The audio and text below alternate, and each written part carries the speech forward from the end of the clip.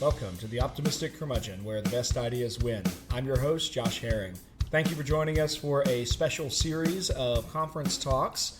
We are posting all of the conference talks given at the Southeastern Consortium of Classical Educators Conference. That conference was put on by Kepler Education and hosted by Thales College.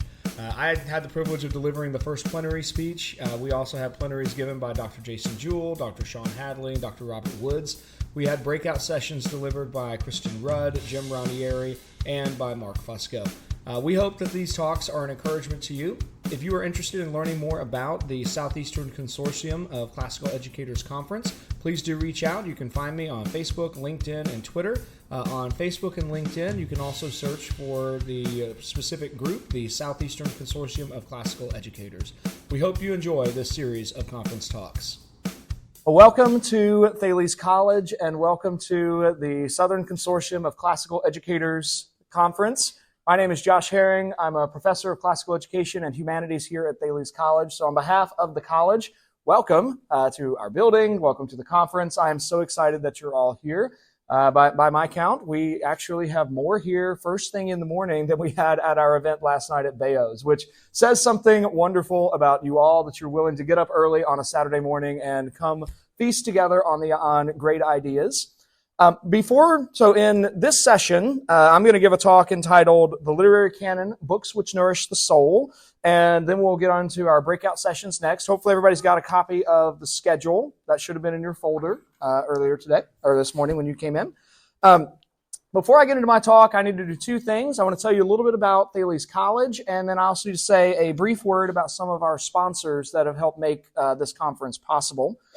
So first things first, let me tell you just a little bit about where you are. So we're here at Thales College. Thales College is a new college here in North Carolina. We're in our second year. We're actually just finishing our second year with full college students. We are looking forward to our very first graduation in this coming April. We're very excited about that. We have a lot of unique things about our college I'll tell you more about as the day goes on. But I want to start this morning just with a brief word about our motto. Our college is built around the idea of scientia et sapientia, knowledge and wisdom. We believe that both of those are vital pieces to the college experience, that students need a combination of the timeless wisdom that can only be gained from deep immersion in the liberal arts tradition. We think that there are truths that every student must encounter in college, and that if they don't, they have really missed out. There's something that students must get. But we also believe all students need preparation for living well in a complex world. Our students need the preparation to step forward from their time in college and go into the workplace and have the preparation, have the skills to be successful there. So we believe that both of those things are necessary. So our program is built around both of those goals. And so to that end, we have all students do a double major. They do a double major in entrepreneurial business and liberal arts because we want all of our students to be prepared with both timeless wisdom and practical knowledge so that they can live life well. So I'll say more about the college as we go along today, but I want to introduce my boss who's sitting over here, Dr. Peter Forrest. He's the provost. If you want to know more about the college, Peter would love to tell you all about the college, and he would love to field any and all questions about that. Okay, second piece before we get into the formal talk. I need to say thank you to some of our sponsors and to just tell you a little bit about them. Starting a new college is sometimes a bit of a lonely project. It's often the case that we all feel like we're doing this alone. I was very encouraged when I sent out emails about a month, 2 months ago to a bunch of organizations saying, hey, we're trying to put on a conference. Do you want to help? We had an amazing response. So many organizations said, hey, yes, that sounds great. What do you need? Their tables are all out in the lobby. Several of their representatives are sitting here. So I want to just tell you about three of those this morning. The first of those is the Ciceronian Society. Ethan, where are you? You're here. You're in the front row. Dr. Ethan Alexander Davies here representing the Ciceronian Society. I love the Ciceronian Society. They are my favorite academic conference to go to because they are truly bizarre in the world of academic conferences. Academic conferences typically are composed of people trying to do two things. They either want to network or they want to build their CVs. The Ciceronian Society allows both of those things to happen, but nobody really goes to Ciceronian for that. Ciceronian is instead an academic conference that is made up of friends who are all there to just share what they're currently passionate about and be friends together for 3 days, usually at a conference. Their conference is coming up. It's really close this year. Last year it was in Dallas. This year it's in Harrisonburg, Virginia, so about 3 hours north of here. They are a Christian academic society dedicated to the study of tradition, place, and things divine. So if you are interested in knowing more about them, Ethan would love to tell you all about them. They've got a table out there. Ciceronian is fantastic. Second group I want to tell you about this morning, Chris Owens, not in here yet. The really big display out there, if you saw the one that has like a really big wall piece, that's this group. I'm going to butcher them, so my wife has much better Latin pronunciation than I do, so you've got to correct my pronunciation if I am horribly off. Veterum Sapientia Institute. Good. Okay, thank you. The Veterum Sapientia Institute is a new organization here in North Carolina. They are a distance language learning organization. They particularly want to help people learn both Latin and Greek, and they want to do that. This is where I think they're really interesting. They want to take modern language acquisition tools and methods and use that to help students learn the greatest amount of Latin and Greek possible. So they've got a table out there. I think they've got some other guys in the room. Maybe, yes. We'll see. But there'll be plenty of folks there who want to tell you about their organization throughout the day. Okay, last group I want to mention this morning, Dr. Sean Hadley in the back. Sean, got a wave. Sean is here with the Classical Education Research Lab. Anybody else get a cup of coffee this morning? If so, you can join me in thanking the Classical Education Research Lab. They are our coffee sponsor for the conference. So I was very grateful. The Classical Education Research Lab is really fitting an important need in the classical renewal movement. The classical renewal movement is growing by leaps and bounds. There are somewhere between 6,000 and 10,000 K-12 schools in America that call themselves some version of classical today. And something like 2,000 to 4,000 of those have started in the last 5 years. The movement is growing. It's spreading. And one of the things that a movement like that needs is somebody to crunch the numbers. I would wager my current cup of coffee that every classical teacher in the room would say classical school students are better academically than progressive school students. We would all say that. But boy, does it help when somebody crunches the numbers and gives us charts and statistically valid studies that we can cite. The Classical Education Research Lab is trying to do that work. They were founded by Dr. Albert Cheng, and their goal is to really do that research, to do the surveys, talk to the schools, look at the data, make sure that classical schools are actually doing everything they say they're doing. And so far, we are. The reports that they produced are incredibly helpful. Sean would love to tell you all about that. He's a postdoctoral research fellow with them. He'll also be one of our speakers later today. So I'll have other sponsors to tell you about later today as we get into different sessions. But I'm very grateful for these folks coming alongside and helping to make this conference possible. So with that, that's the end of my morning announcements. I want to let me pray for us, and we will get into our conference proper. Father, we give you thanks and praise for the ability to gather together, to feast on good ideas, to enjoy fellowship together. Ask your blessing on our conference today. I pray that you, the Logos, would give us understanding of these ideas, would you would help us to see truth, and that we would all be excellent humans together. We pray these things in the name of the Father, Son, and the Holy Spirit. Amen. All right. I'm so excited. This is going to be all kinds of fun. Okay. So my talk is titled The Literary Canon, Books Which Nourish the Soul. And I want to begin with a little bit of definitional work. I'm still a recovering debate coach, and I think definitions matter a lot. So I want to start there with defining the terms. There are two key terms I want to focus on, canon and literary. What happens to the word canon when we attach the adjective to it? I want to start with the word canon. Our English word canon, particularly when we're spelling it with two N's is the missile firing device. One N here is the word I'm focusing on. A canon in this sense comes from the Greek word kanon. A kanon refers to a standard or a rule. It has evolved to have this metaphorical sense of a standard list of text. Now, typically, when we think about canon in an academic context, we may very well be talking about the biblical canon. That's the longest standing traditional canon that I'm aware of, at least. the Old Testament canon was very set by the turn from BC to AD. Church fathers spent the first few centuries, really the first 400 years of the Christian era, really setting the idea of the New Testament canon. Athanasius' circular letter from the late 4th century shows us kind of the debate that settled on which are the books that really make up the New Testament canon. Now, so that idea of which books are canonical became really important. It became a way of defining which books are authoritative, which ones speak in a certain way to this new thing called the church. We're not really here today talking about the biblical canon. We're talking about a far more flexible canon than that, but I think that's a helpful position to start from. Now, when we add the adjective literary to that, we're talking about this literary canon. We're thinking together about which books stand out as having a particular kind of quality to them. Which books merit a kind of literary study. Now, I think it's important to keep in mind from the get-go that when we're thinking about the canon, we're thinking about something that's already an abstraction.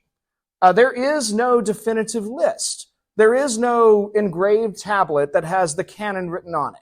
We can't go over to a research library and ask a librarian, could you please get me the canon? That doesn't exist. But instead, we're talking about an ongoing dialogue, an ongoing conversation where people across the centuries have had lots and lots of debate, lots of disputes about which books everybody should be required to read. So if you were to go Google the phrase literary canon, you won't find the canon. Again, doesn't exist as a definitive list. But you'll find lots of moments in time where professors, students, researchers, people with opinions who write about them will all talk about what they think the canon is. So when we're thinking together at this conference about the literary canon, this is really what we're doing. We're participating in this kind of conversation. As our plenary speakers and our breakout speakers today, well, I'm sure we will all make lots of arguments about what we each think the canon is, but none of us has the definitive answer. It's part of why I wanted us to have this conversation at the conference, because this is an ongoing discussion about which books ought to make up this kind of list that we think these texts matter. Now, and I've experienced various parts of being in canon conversations over the years. As a literature teacher, I was handed book lists that I was required to teach. Some years I was handed far more books than I could ever possibly cover. So I had to choose which ones. If the book list has 24 required texts, I'm like, nope, we can do 8. Well, that necessarily requires choosing 8 out of the 24. What principle do I use as my measure of exclusion? What do I elevate? What do I not cover? What's required? What's suggested? As I moved on in time, I found myself on the other side of the conversation. I was now gathering with other people in administration to decide, well, okay, we're going to set which books are required. The 3 of us are going to sit around the table and decide which of these books must everyone read, which of them are we recommending, which are we going to put in a suggested category. That's a dangerous thing to say, okay, now you're in charge. Now you have to make the decision. And it's part of what all of us are really involved in doing. We all have to, as classical educators, we all have to ask these questions. What principles govern the books we require? We ought, I think, to be able to answer, why should a classical school require Homer, Virgil, Dante, Chaucer, or Milton? Should we, in fact, require those? I think the answer is yes, but we need some answers to why. Should Mark Twain remain on the list? When I was going through high school, there was no debate about Huck Finn.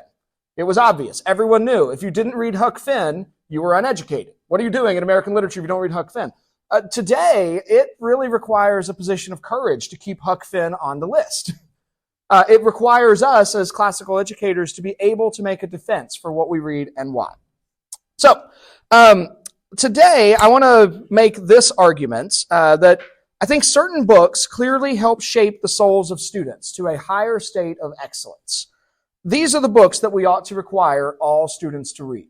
And I want to make that argument with help from 5 thinkers. So I want to, the rest of my talk is going to be looking at these 5 thinkers. We'll look at C.S. Lewis, J.R.R. Tolkien, David Hicks, Russell Kirk, and Robert Hutchins.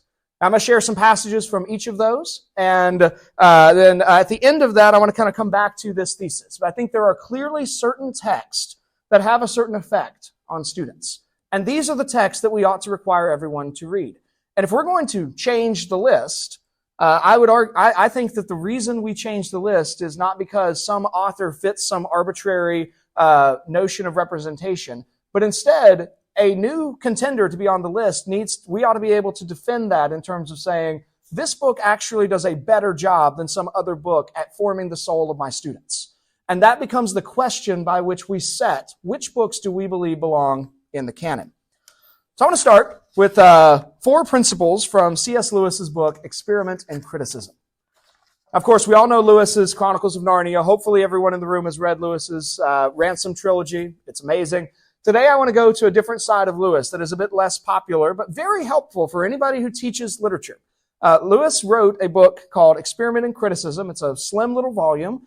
It's about 115 pages, but it's truly marvelous. It's Lewis thinking about what exactly should literature do and what kind of criticism should a literature teacher be involved in. Wonderful book. Along the way, Lewis offers, he's not really trying to do this, but he has a certain kind of book in view. That's the piece that I want to draw from Lewis. So, 4 principles from Lewis for any note takers. I'm going to do this kind of in order. So, principle 1 from Lewis is that he thinks that the books we read ought to be the books that can be returned to over and over and over again. Here's how Lewis puts it. He says, those who read great works, on the other hand, will read the same work 10, 20, or 30 times during the course of their life. Think about that for just a second. 10, 20, or 30 times over the course of their life. Some books can sustain that. Many books cannot sustain being read 10 times at 10 different points in life. So Lewis has already introduced, there's a certain caliber of book that can sustain that. There's a certain kind of book that speaks to us so consistently that you can come back to the Odyssey at age 12, or come to the Odyssey the first time at age 12, or the Iliad, if Sean was right from last night. Come to the Iliad at age 12, come to it again when you're 15, come to it when you're 18, come to it when you're 28, come to it again at age 45, come to it again at age 60, and come to it maybe one last time when you're 85, maybe 90, call it 110. You come back to it, and each time there's something that's being said that you can hear, and you hear it differently. Some books do that. Now, Lewis goes on and says that he distinguishes between true readers and other readers. Here's what he says about the true readers. The true reader reads every work seriously in the sense that he reads it wholeheartedly. He makes himself as receptive as he can. But for that very reason, he cannot possibly read every work solemnly or gravely, for he will read in the same spirit that the author writ. Now, these books that draw us to them again and again, they teach us how to read them. They invite a certain attitude as we encounter them. Lewis argues that the right attitude towards such a book is an attitude of listening, of receptivity. But he goes on and he argues that, in fact, he offers a caution to us as teachers. And I think this is also worth considering as we're thinking about which books we want to require. Because we might have had some amazing experience that comes from a book. That does not mean we can guarantee every student will have the same experience. Here's how Lewis puts it. We must never assume that we know exactly what is happening when anyone else reads a book. For beyond all doubt, the same book can be an exciting yarn to one and convey a myth or something like a myth to another. Now, we might have books that each of us would say, this is the most life-changing, most transformative book. Well, and that might mean we have a very strong case for why that book matters a lot. It doesn't mean we can actually guarantee that that book is going to change a student's life. Principle number 2. The books that we require are the books that can be appreciated on their own terms as having literary merit. Books that we require are books that can be appreciated on their own terms as having literary merit.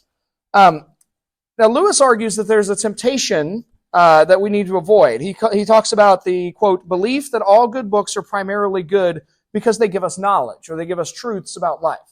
That may very well be true, he thinks, but those aren't the books that really every student ought to come back to 10, 20, or 30 times. Instead, the books that we come back to 10, 20, or 30 times are the books that are incredibly well made. And this, too, is part what belongs to us as teachers, that we want to help our students see that each of these transformative books, each of these truly great books, is very well crafted. Lewis says these works are not merely logos, something said, but poema, something made.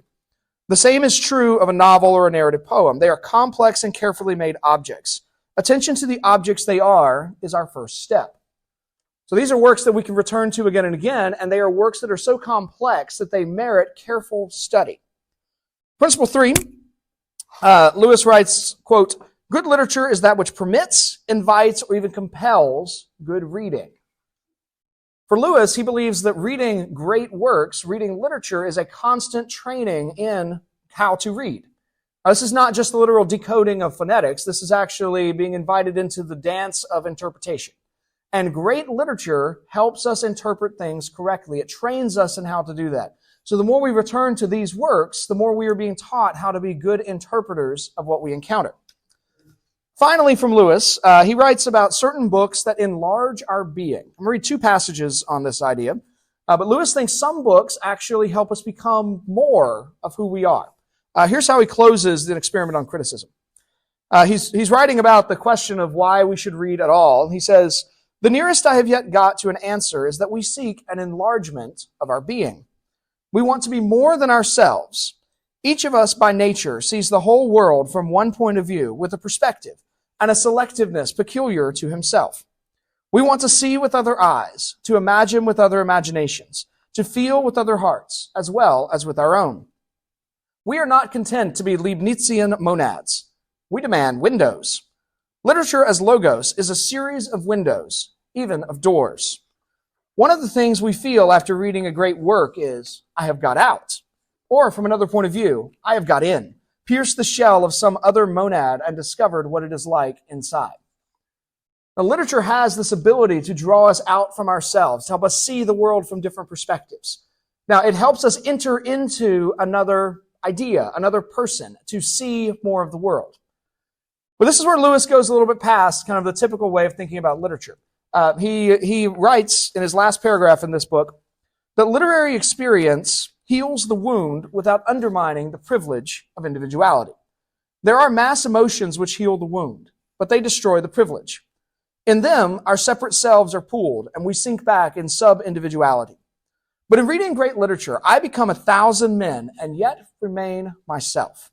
Like the night sky in the Greek poem, I see with a myriad eyes, but it is still I who see.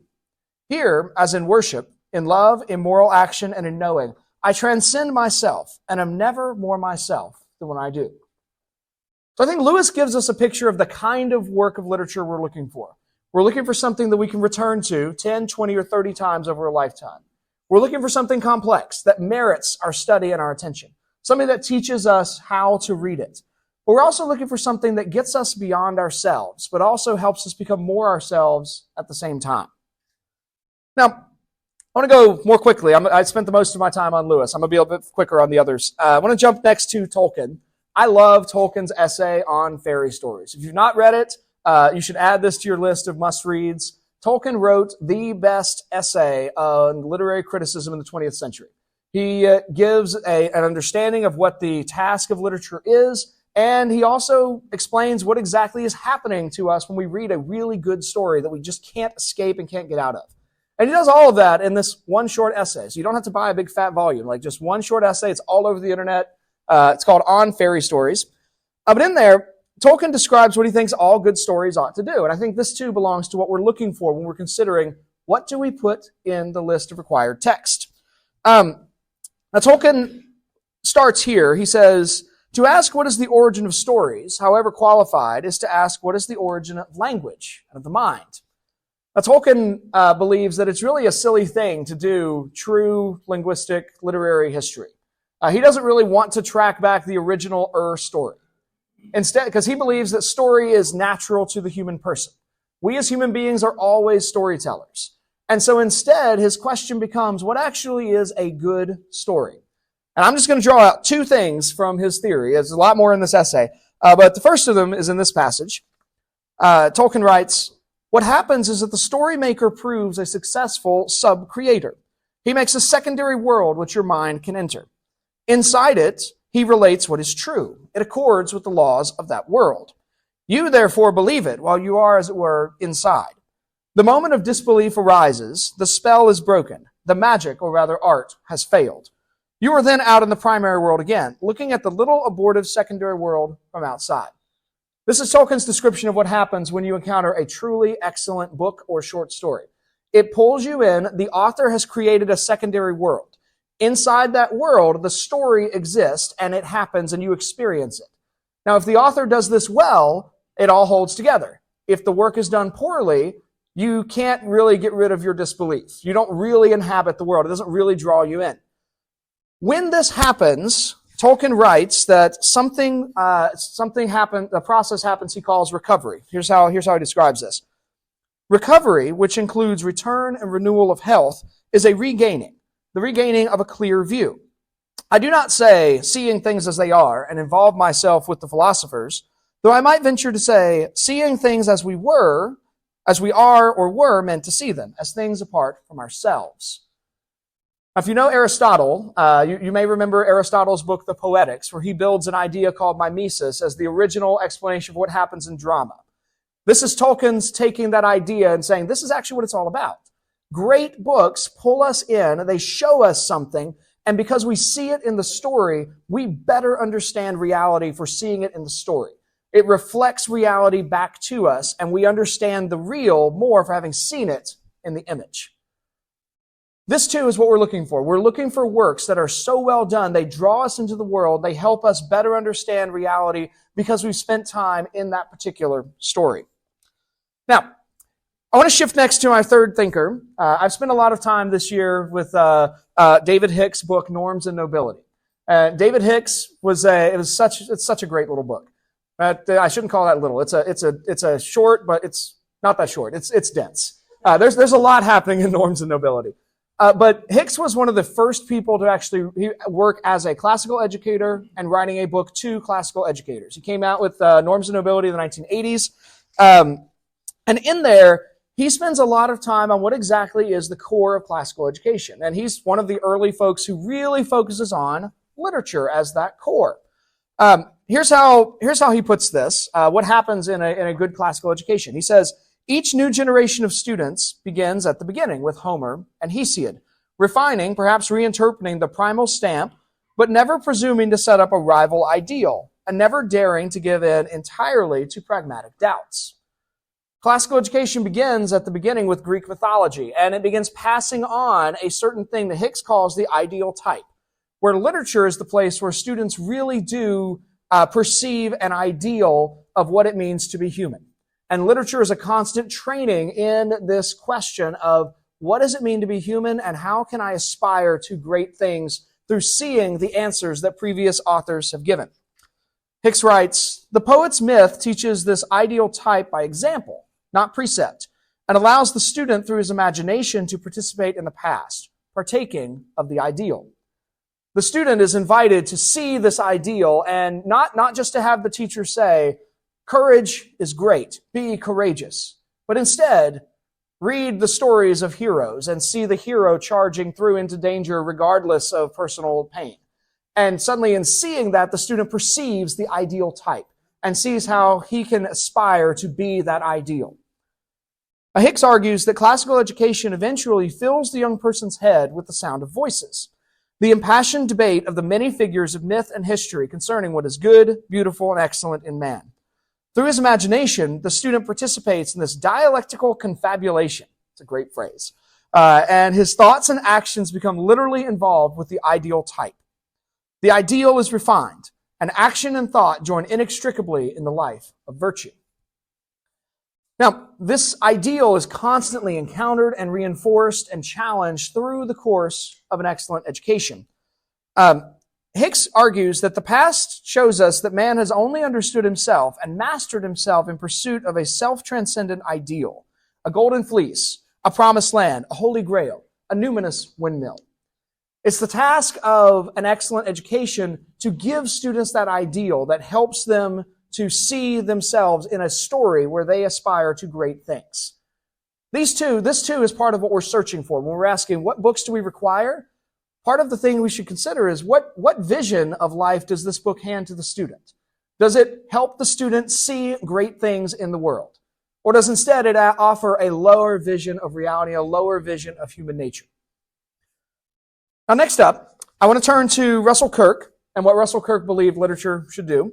One thing I hope we do in this conference is just we all give each other hopefully a long list of more books that we all need to read.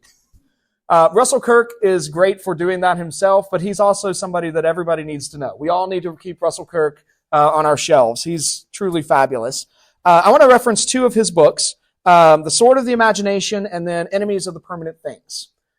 In Sword of the Imagination, this is Kirk's autobiography. He wrote this, he published it in, I think, 1992, and he died in 1994.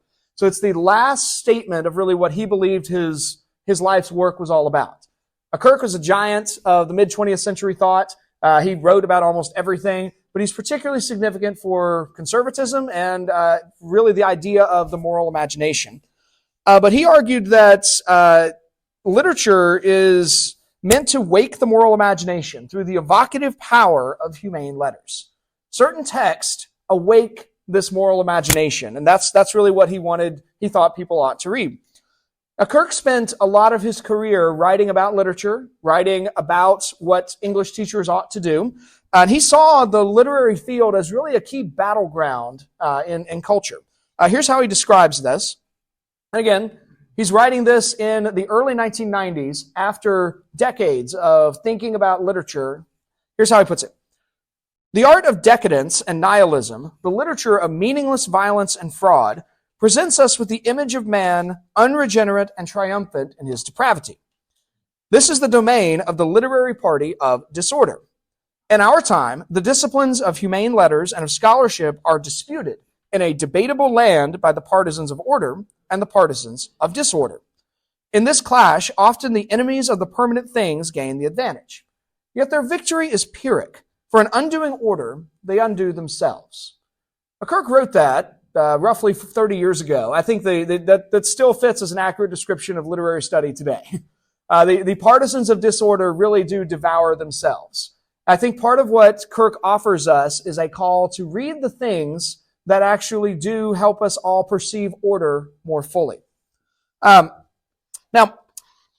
for time's sake, I'm going to skip to my last passage from Kirk. There's a lot of other fun stuff that Kirk does. But my favorite piece from Kirk is this idea of the moral imagination.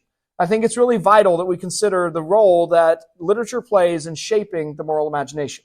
Kirk gets this phrase from Edmund Burke, who is describing something that is lost in the rationalism of the French Revolution, that the moral imagination is cast aside and is gone. Kirk takes that, and he really, in this passage, he really describes what he believes it actually is. Here's how he puts it. This is from Enemies of the Permanent Things. The moral imagination is the principal possession that man does not share with the beast. It is man's power to perceive ethical truth, abiding law in the seeming chaos of many events. Without the moral imagination, man would live merely from day to day, or rather moment to moment, as dogs do. It is the strange faculty, inexplicable if men are assumed to have an animal nature only, of discerning greatness, justice, and order, beyond the bars of appetite and self-interest. And the moral imagination, which shows us what we ought to be, primarily is what distinguishes Bradbury's tales from the futurism of Wells' fancy. Now, this quality that Kirk is describing is the ability to perceive higher meaning in physical things, higher meaning beyond the physical parts of life that make up our reality. And it's that he believes is really the aim of humane letters, of English studies, of the task of reading great things. And helping students understand that and do that is part of what belongs to us as classical educators. Now, the last thinker that I want to look at is Robert Hutchins. I don't know Hutchins as well as I know Mortimer Adler, but I owe Robert Hutchins a debt of gratitude, in part because my undergraduate experience at Hillsdale College and my graduate work at Faulkner University were both profoundly shaped by the great books movement in the middle 20th century. And that was made up by primarily, or two big figures in that were both Mortimer Adler and Robert Hutchins. When I was prepping for this talk, I went to the great books of the Western world to see what I could find from Adler about the canon, and I got distracted by a publishing change. There are two editions of the great books of the Western world that are out. One of them was published in 1952. The other is published in 1993. Now, the key change that I found, I didn't realize was there, and I figured this out because I have the newer one at home, because that's what Faulkner made me buy. And then, but here at the college, we've got the original edition from 1952. The 1952 edition has volume 1 as The Great Conversation, the Substance of a Liberal Education. That volume disappears in the later edition. It's not there. Now, I looked through that first volume, and Robert Hutchins introduces the whole project of the Great Books of the Western World as really a way of introducing students to the conversation about ideas that transcend the centuries. I think his language is really helpful as we're thinking about the literary canon, because I think when we're talking about the canon, it's a way of articulating something very similar to what Hutchins is describing. So he's publishing this in 1952. Here's how he puts it. Until lately, the West has regarded it as self-evident that the road to education lay through great books. No man was educated unless he was acquainted with the masterpieces of his tradition. There never was very much doubt in anybody's mind about which the masterpieces were. They were the books that had endured, and that the common voice of mankind called the finest creations in writing of the Western mind. Now he's saying that in the 1950s, after at least 50, maybe more years of education moving away from this recognizable transmission of encounters with the great text of a tradition from generation to generation. Now, we today are 80 years past that, and that much further down the road of education moving away from that as the core vision. Now, Hutchins goes on and says, education in the West has been steadily deteriorating. The rising generation has been deprived of its birthright. The mass of pottage it has received in exchange has not been nutritious. Adults have come to lead lives comparatively rich in material comforts and very poor in moral, intellectual, and spiritual tone. I love the contrast that Hutchins brings in, because he's looking at the trade-off. There's an obvious trade-off. We are materially far wealthier than America was in 1952. And yet, I think it's pretty self-evident that we have declined so much in terms of moral, intellectual, and spiritual tone. If you compare American discourse in 2024, it's sad, to American discourse in 1952. He's right. The pottage thing evokes the moment when Esau returns from the hunt, and his clever trickster brother is sitting there with a bowl of red stew. And hungry Esau says, give me a bowl of that red stuff. The Hebrew really connotes the red there. And Jacob's like, I see a bargain. Let's go. I'll trade you this for your birthright. Now, can you really give up your birthright? Is that a legally binding promise? That question really doesn't matter for the story. What matters for the story is that Esau immediately satisfies his material need, and he gives up the thing that is truly valuable. I would contend that we too have made a similar bargain. We have traded this great wealth of human wisdom for something that Hutchins calls this mass of pottage. Now, when Hutchins and Adler and all the many people involved in putting together the Great Books of the Western World series did so, here's at least how they put that list together. Hutchins writes, the set is almost self-selected in the sense that one book leads to another, amplifying, modifying, or contradicting it. There is not much doubt about which are the most important voices in the great conversation. Of marginal cases, there are a few. Many readers will be disappointed to find one, at least, of their favorite works missing. Many readers will be surprised to find some author of whom they had a low opinion given a place of honor. This is where Hutchins illustrates the fact that this idea of a literary tradition, a canon, a great books list, it is a constant dialogue. The great books were put together not out of a list of any one person's favorite, but out of a question of who talks about the identified list of 102 great ideas sufficiently. If you talk about at least 5 of those to a point that's recognizable, you made the list. They gathered together a list of 470 plus texts that put together in a 60-volume set, and it makes an incredibly coherent, cohesive conversation. Now, that conversation has some other qualities. Hutchins writes this, since the set was conceived of as a great conversation, it is obvious that the books could not have been chosen with any dogma or even with any point of view in mind. In a conversation that has gone on for 25 centuries, all dogmas and points of view appear. Here are the great errors as well as the greater truths. The reader has to determine which are the errors and which the truths. The task of interpretation and conclusion is his. This is the machinery and life of the Western tradition in the hands of free men. The conversation, the canon, is not intended to be a doctrinal declaration of truth. Instead, as Hutchins points out, there are plenty of books that we read in a literary canon that we probably think are like, yeah, there's some false things here. That doesn't necessarily exclude a book from saying we ought to read this, because instead the book is itself an invitation to the conversation. And this is not a dogmatic, only declaration of things that we, the teachers, believe to be correct. Instead, it's a question of like, well, this is itself an invitation to the students to join the conversation. So, when we're considering classical education, and we're now moving to the conclusion for any note takers, that's moving to the conclusion. We're considering classical education. I think we have to begin with the end in mind. Everything we do as classical teachers is to the end of forming students' souls so that they perceive the good, the true, and the beautiful. Now that itself already is a criteria for the books that we require all students to read. For the books that we meet, and keep in mind what that also means tangentially. Parents who have no idea what these books contain are going to have to make sure that their kids at least some level have looked at the book. Many parents are going to read these along with their kids. And when we set these book lists, we actually are having reverberating ripple effects throughout society. So to what extent are those books pushing people towards the good, the true, and the beautiful?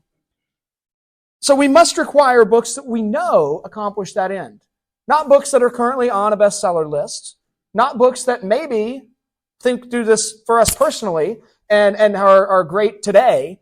We need books that we know do that and have stood the test of time. There are always more books to read than there is time to read them, particularly in an academic setting. So we must choose the books that form the souls of our students and bring them into the conversation. We need books that can be reread, books that invite attention, books that are very well built, that draw us into secondary worlds and help us see primary reality more clearly.